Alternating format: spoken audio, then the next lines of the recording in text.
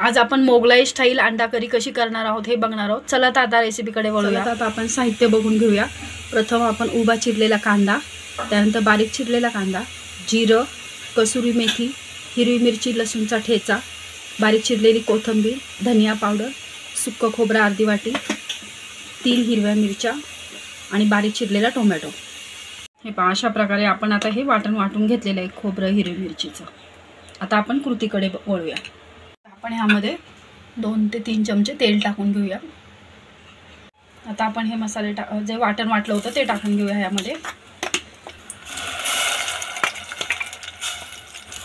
ते 2 मिनिटं तेलामध्ये फ्राय करून घेऊया। त्यामध्ये आता आपण फक्त धनिया पावडर हेच टाकणार आहोत, दुसरं काहीच नाही। चवीपुरतं मीठ,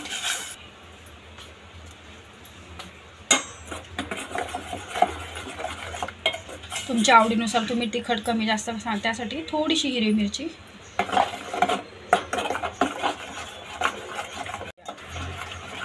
मसाला आपला भाजून घेऊया। हे पहा, तुम्ही बघू शकता आपले किती व्यवस्थित आता ह्याला मसाला पूर्ण हा तेलामध्ये फ्राय झालेला आहे। आता आपण ह्यामध्ये शिजवलेली अंडी टाकून घेऊया आणि ती 2 मिनिटं फ्राय करून घेऊया।